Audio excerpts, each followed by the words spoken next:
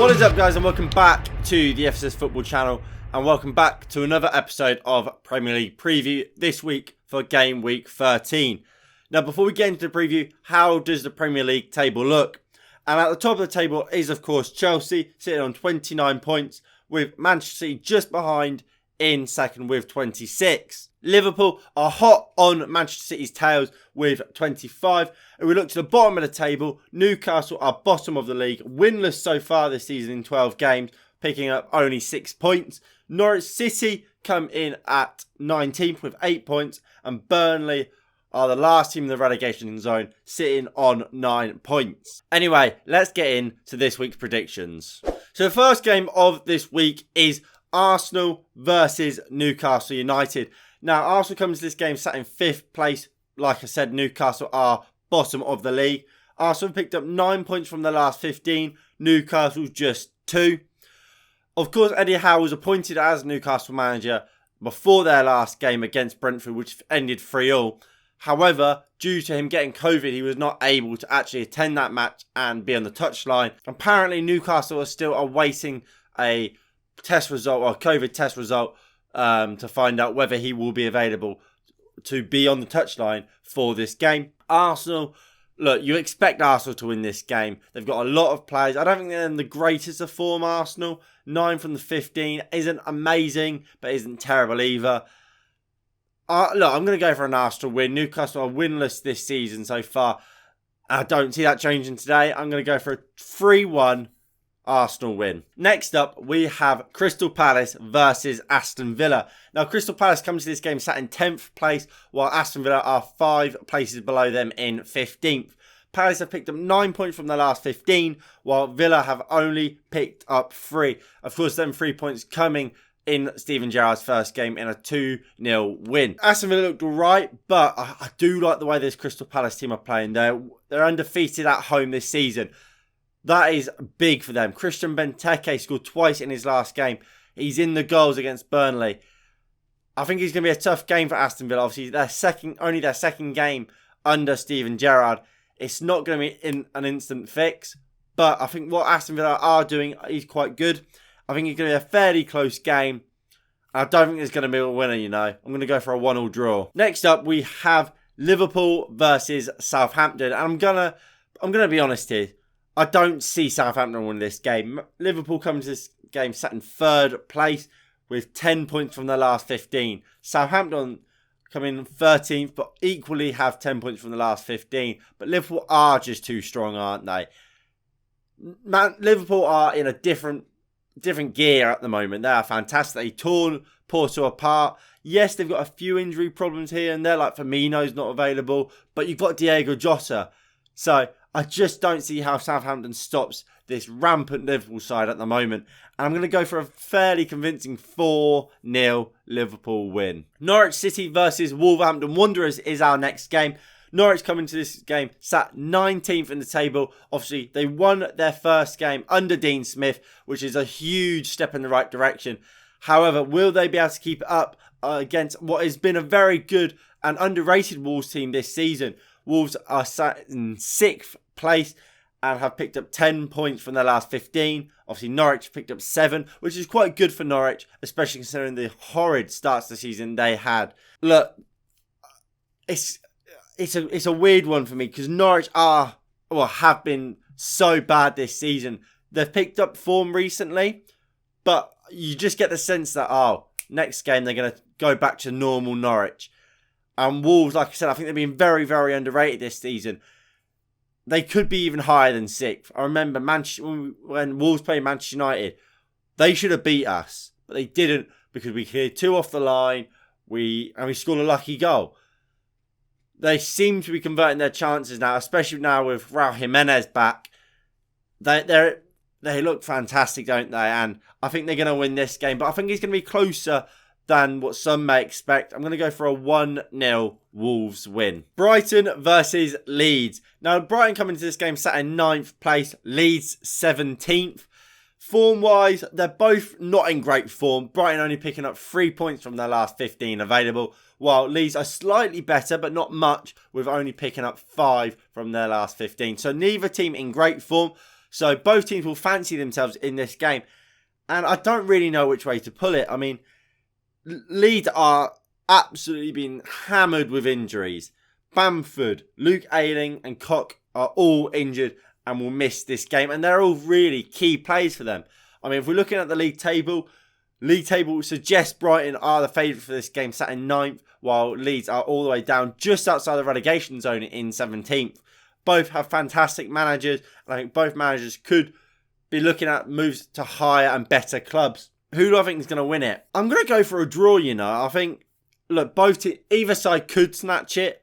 I think Leeds maybe, look, if Rodrigo's back and Rafinha's back, they've got goals in them too. But apart from for them, I don't see many goals in that Leeds team, and I think that's the big issue with them, missing Patrick Bamford, who was such a reliable goal scorer for them.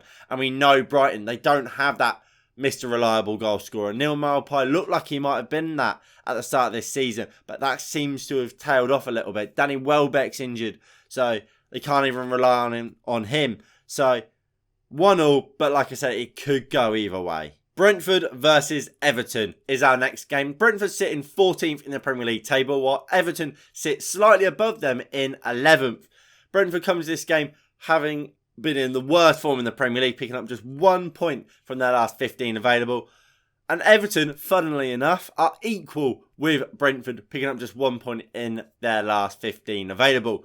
Now, like I said, both teams in the worst form in the Premier League in the form table.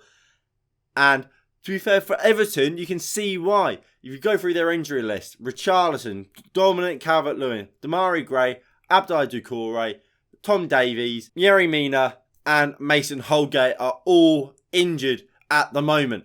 The amount of key first-team players in that list is unbelievable. Richarlison, Calvert-Lewin, Damari Gray, Doucouré, Yerry Mina, that's 5 first-team players. And you've got players like Andre Gomez, who's also out, who's not included in that list, who would feature a little bit more this season if they were fit. So Everton, look, they've been really bad form and they've had a really bad injury list. So that's kind of explains why, considering, especially at the start of the season, they looked fantastic, didn't they, under Rafa Benitez? As soon as these players get back, I imagine Everton's form will turn to the good. But obviously, they're without them. And I don't actually see a team winning this game. I think Brentford, they started really promising. They kind of slipped off a little bit now, drawing 3-3 to Newcastle last week. And I think it's going to be another draw, to be honest. I think it's going to be another high-scoring draw as well. I'm going to go 2-2. Next up, we have Burnley versus Spurs. Now, Burnley sit 18th in the Premier League table, just inside that relegation zone, while Spurs just sit outside the top 6 in 7th place.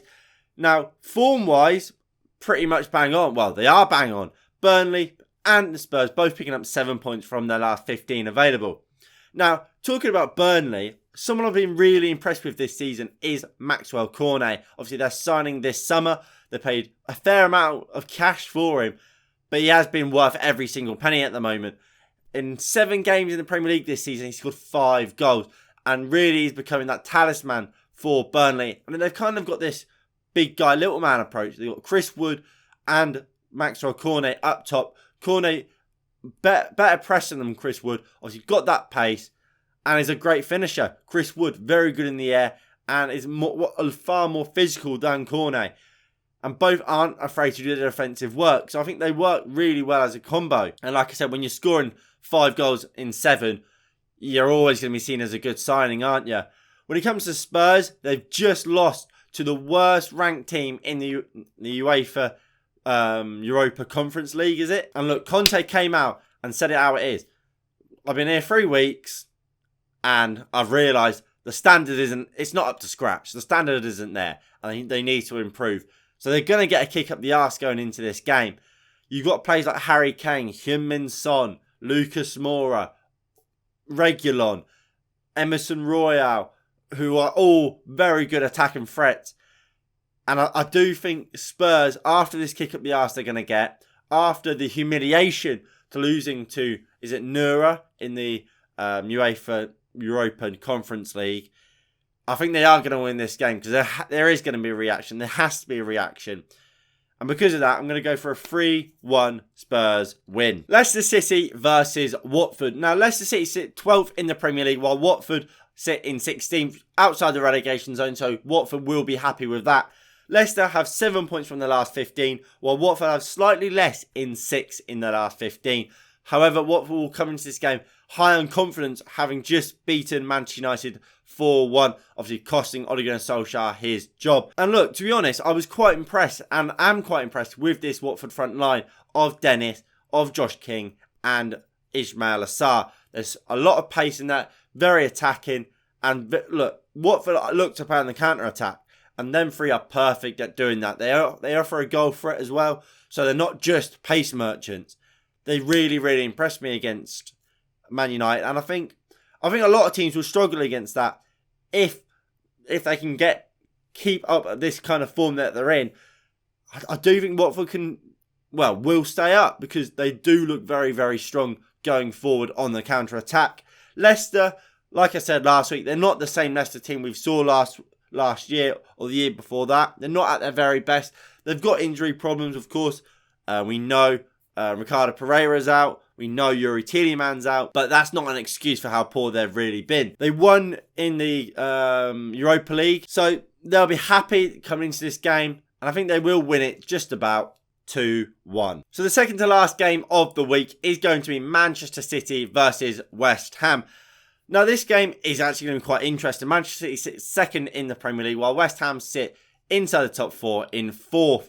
Man City and West Ham have both picked up 12 points from their last 15 available. So both in very good form, and we're looking to, push up. They're both very close to each other in the league, as we discussed in the start of this Premier League preview.